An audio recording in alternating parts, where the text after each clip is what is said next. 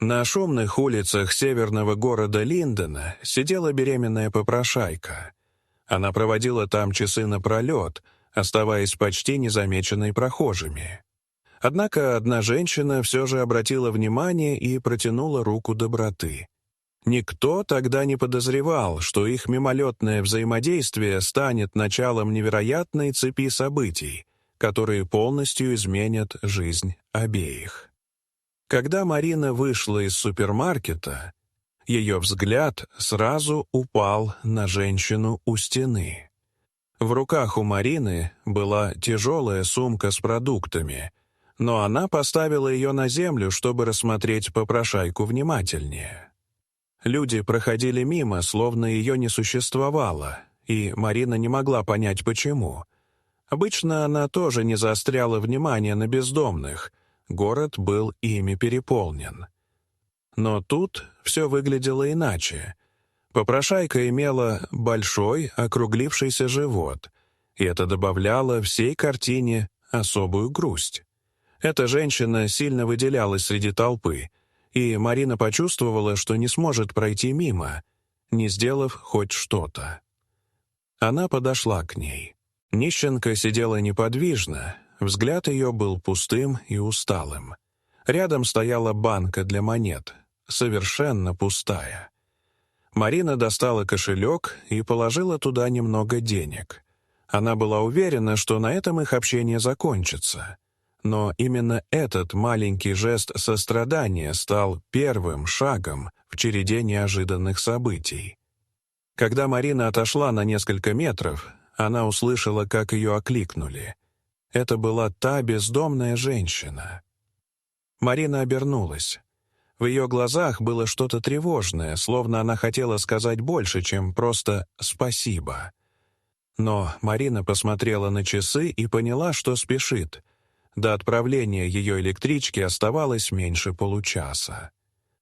Она с сожалением отвернулась и поспешила в последний магазин по списку покупок. Казалось, на этом история завершилась. Но у судьбы были другие планы. Дойдя до станции метро «Северная площадь», Марина с трудом успела на поезд и села в вагон, уставшая и мечтая только о чашке чая дома. Но внезапно она услышала знакомый голос. Она посмотрела в сторону и обомлела. Среди пассажиров была та самая нищенка. Но выглядела она теперь иначе. Ухоженная, с аккуратно уложенными волосами, в дорогом костюме. Живот все еще был заметен, но сама женщина казалась совершенно другой. Марина не могла поверить своим глазам. Кто эта женщина?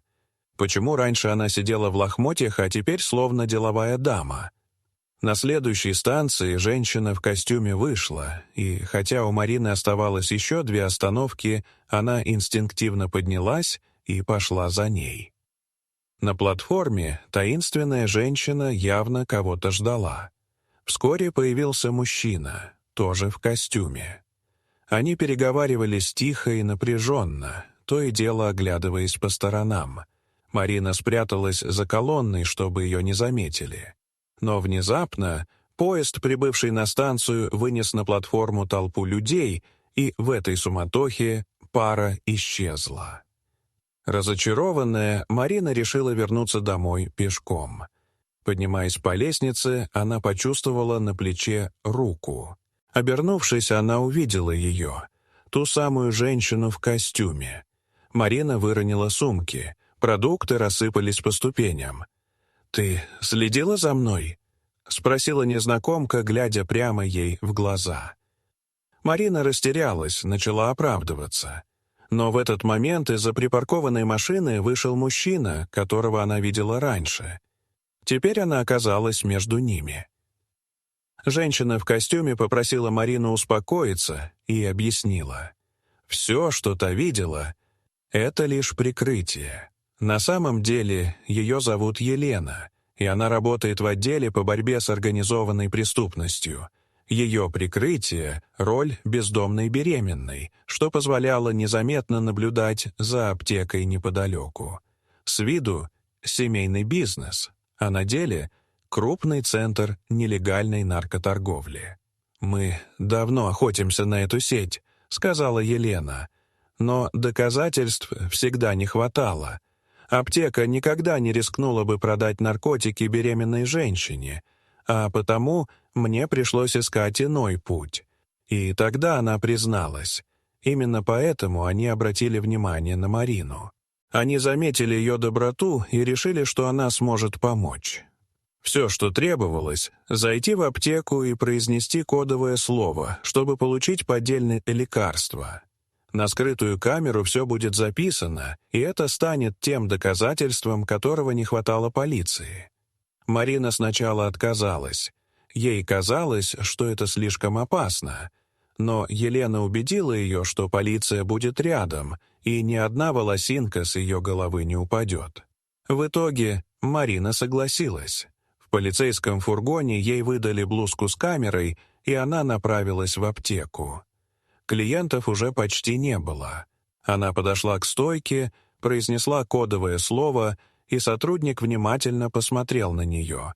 Несколько напряженных секунд, и он кивнул, ушел в подсобку и вернулся с небольшим запечатанным пакетом. Все было записано. Через несколько секунд внутрь ворвались полицейские. Фармацевта задержали, а позже арестовали и всю сеть. Операция оказалась успешной.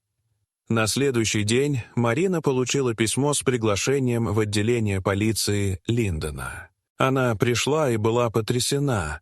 Весь зал был украшен, а на столе стоял торт. Полицейский произнес благодарственную речь, а самой теплой оказалась речь Елены. «Без тебя мы бы не справились. Спасибо тебе, Марина». Марина и сама не верила, что случайная встреча с нищенкой обернется для нее таким необычным приключением и сделает ее героиней. А позже, когда она шла по тем же улицам Линдена, где все началось, и видела других людей в беде, она уже не могла оставаться равнодушной. В ее сердце что-то изменилось навсегда. Теперь каждый бездомный перестал быть тенью, став живым напоминанием о том, что доброе сердце способно перевернуть судьбу. И иногда Марине казалось, что сам город изменился вместе с ней. Серые дома стали теплее, люди — внимательнее. Даже в холодном ветре теперь слышалось не только одиночество, но и обещание новой жизни. Ведь если одна встреча способна развернуть целую цепочку событий, то кто знает, какие тайны и чудеса скрываются в завтрашнем дне. Дорогие зрители, что вы думаете об этой истории? Расскажите, пожалуйста, в комментариях. А если вам понравилось это видео, то ставьте лайк и подписывайтесь на наш канал. До свидания.